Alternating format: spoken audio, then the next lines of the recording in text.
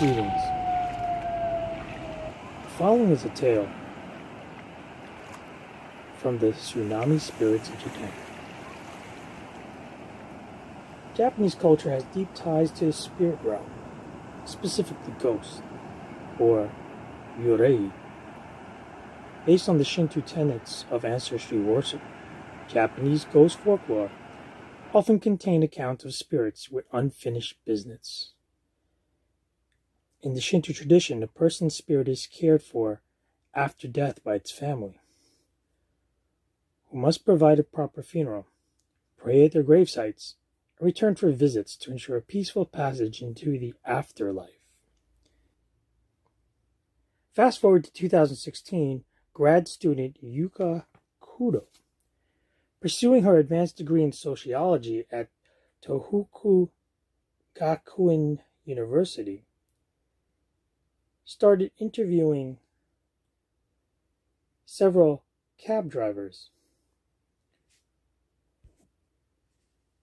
in the city of Ishinomaki, one of the cities most devastated by the tsunami.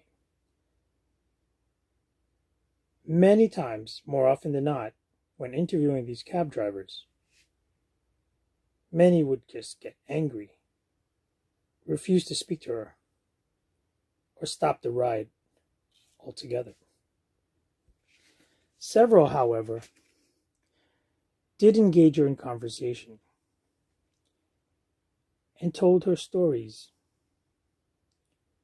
about wandering souls who had no rest. One cab driver explained that it was a balmy, warm summer day, and there was a woman in a raincoat who appeared to be soaking wet. He approached her, lowered his window in his air-conditioned cab, and asked her where she's heading. She mentioned a place that was ravaged and still in ruins. He asked her, "Are you sure you want me to take you there?" The lady looked lost, but nodded and proceeded to get into her cab. As the driver continued, he looked in the rearview mirror and was hesitant to continue conversation, but asked anyway,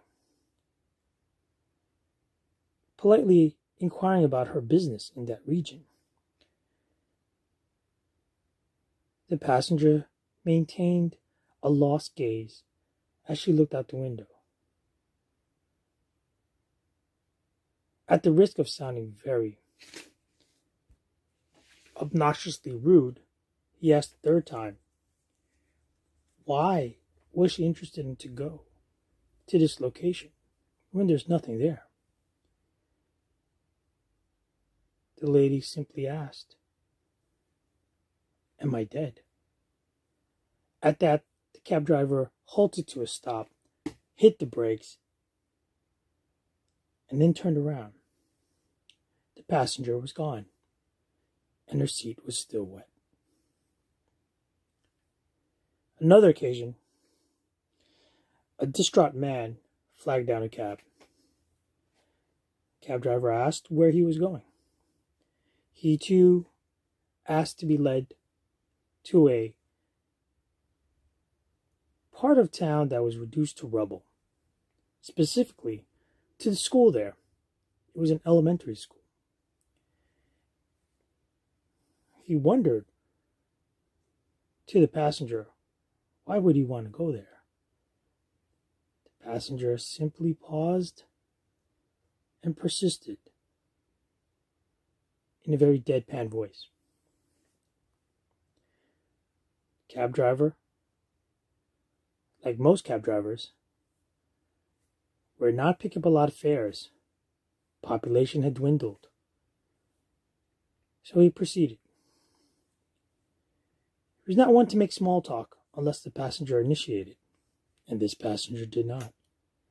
But as he glanced repeatedly into his rearview mirror, he noticed again this passenger had a very similar, distraught look.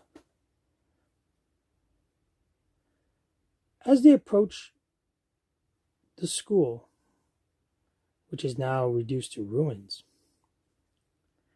the cab driver simply asked, "Where would you like me to stop?" The man in the back slowly replied,